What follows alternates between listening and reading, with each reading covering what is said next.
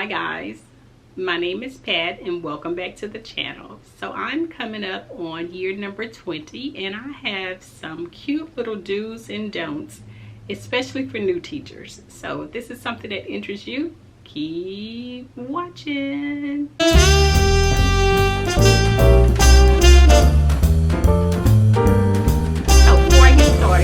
Please subscribe to my channel, click your notification bell, share this video, and definitely comment a do or a don't that I missed down below. This is going to be really cute. So let's do the do's first, then we'll get to the don't. And I'm looking down because I wrote these down. After teaching 19 years, I have come up with some really good do's and don'ts. So if you don't hear anything else from me, make sure you listen to these do's and don'ts very well. All right, and then this list could have really gotten really long with the do's and the don'ts. I mean, I may just come up with another list of do's and don'ts. May think of something as I go. But anyway, let's get on with the video. All right, so the first do is document everything. If there's an incident that happens in your class, go ahead and document that before you leave. I keep this calendar, and I showed y'all this calendar in a video last year of, I think my teacher must have. I must have this calendar from the dollar store. And what it is just a small desk calendar, and I put on there conferences that I've had. If I've called a parent, I'll jot something down. If there is an excessive number of students absent that particular day, I'll write that down because sometimes I try to see if there's a pattern. But document everything. If you called a parent about something in particular, write that down. If there's an incident, that's where I started. If there's an incident that happened in your room and you think you're not going to remember, because most times you're not going to remember. Sometimes you don't even think it's that important. It's not that big of a deal. Go ahead and jot that down on that calendar before you leave. So document everything. Also, if you're, this is not even on here. See, I'm getting off already. Let me go on to number 2. Make a copy of things for yourself. If you are turning in anything to the office, make a copy of it for yourself. Those sweet ladies in that office get so busy in there sometimes, and you know, and it gets misplaced, not intentional. But make yourself a copy so that you don't have to redo it, because if it gets lost, you're going to have to redo it. They're not going to have to redo it. You're going to be the one to redo it. So if you make yourself a copy of it, you'll already have it and won't have to redo it. Number 3, I think this is, listen to your students. Please listen to your students. Don't go in thinking that they don't know anything, they don't have ideas, they don't have suggestions. They do. So make sure you listen to your students. It goes both ways. You could do this first thing in the morning when you call them to the carpet before you do a whole group lesson. Just talk about some things. You know, it could be 3 or 4 students this day, another 3 or 4 students another day, but you want to listen to them. They want to express themselves, and if they don't do it to you, they'll probably do it to one of their classmates in the middle of your lesson. So give your students an opportunity to talk. Number 4, get to know each one of them. They're really cute and precious, and you don't know, years later, you may be the one that make the hugest impact in their life. And you'll be like me. I had one of my little students to come back to see me. That student is in college now. Yes, this student is in college, and he thought about me. He thought enough of me as his teacher, because I pushed him because he had so much potential. But he came back to see me, and I just cried because I thought I was so hard on him. I thought I would have been the last person that he would come back and see, but he actually came back to see me, and it just still makes my heart happy. So make sure that, you know, you get to know each one of them. You get to know what they like, what they don't like. It's just so interesting to have a different one sit next to you in the cafeteria, and maybe after the first 15 minutes of eating, you know, they can tell you something. And I know COVID-19 is probably gonna make all of this look different, but anyway, get to know those precious babies. All right, so something else is, this is number 5, I think. Please show your care. if you don't do anything else, show them love and show that you care. And I know you're there to educate them, but in this day and time, we've got to be the counselor, we've got to be the nurse, we've got to be a doctor, we've got to be a parent, we've got to be whatever it is that they need. So please show that you care. Number 6, step outside of the box when it comes to your lessons. Don't do these in the box lessons all the time. Get those kids out of their seat, have them come up and teach. Just do some extraordinary things. Do some things where the students are going to go home and say, my teacher's the best. We do these fun things. And they're learning all in the same time. So step outside of your comfort zone and do some fun things with them. And I know curriculum sometimes and assessments and tests have you thinking you can't do anything fun with them.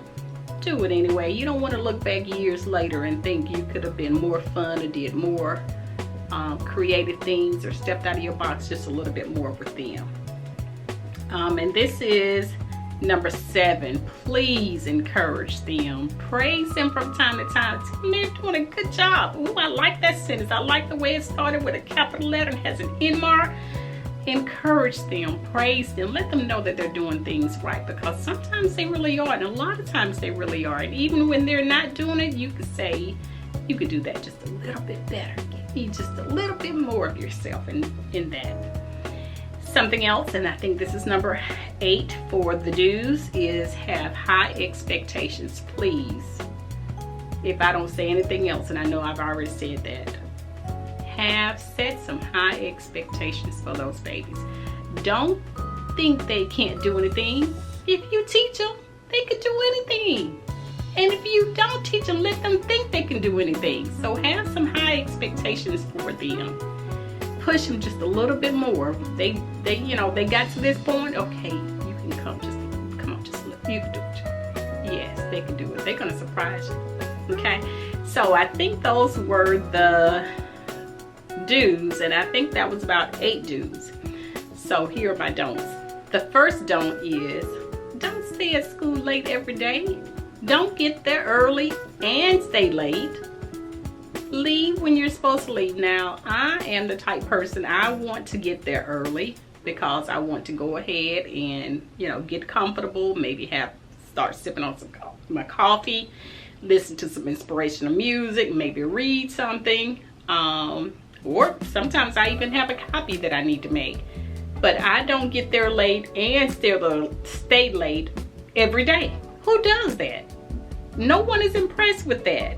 You do not want to get into that habit of getting there early and staying late all the time. Now, at the beginning of the school year, when there is a lot to do, you may want to stay late, a few days a week. You don't even want to do it every day of the week. You've got to have a social life. And that should have been one of my do's. You gotta keep your social life up. You don't want to give and give and give and never fill your own cup up. So do not stay at school late every day. Do not get there early and stay late. Number 2, do not keep those students in their desk from bell to bell. Get them up, get them moving. Even if you're doing a math lesson, they can stand up and count by 5s or count by 10s and punch and box and jumping jacks. They can, anything. Get them up out of their seat. Have them, come to the smart board. Have them stand beside their seat if they think this answer is, if the answer is A, stand next to your seat. If the answer is B, stand next to your seat. Get them up. Do not have them in those seats from bell to bell all day long, except for going to the restroom, going to lunch, or center time. Get them up out of their seat as often as you can. All right, number 3, do not grade everything. Everything they do didn't have to be graded. See how many grades you need, and most of the time at the beginning of the week after you do your lesson plans, you already know what's going to be graded for that week.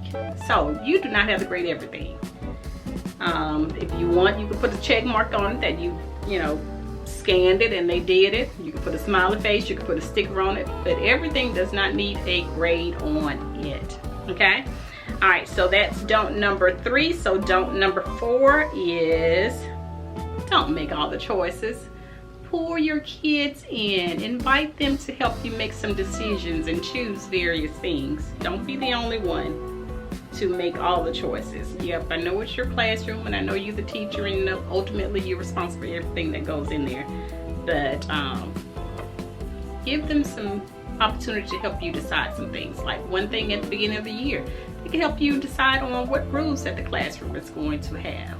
What 5 rules do we need to set for this particular classroom? So bring their ideas in. Number 5, do not do all the talking. Let them talk, let them explain themselves. You say what you have to say, then shut up and then let them come in. I'm sorry, shut up was very harsh. Then be quiet.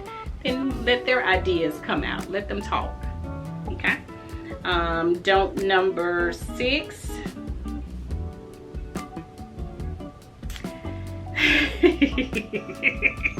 I'm gonna share this video with some of my coworkers. Don't make copies every day. Pull your things out. Say for instance, today is Thursday. By Thursday of this week, you should have made all of your copies for all of next week.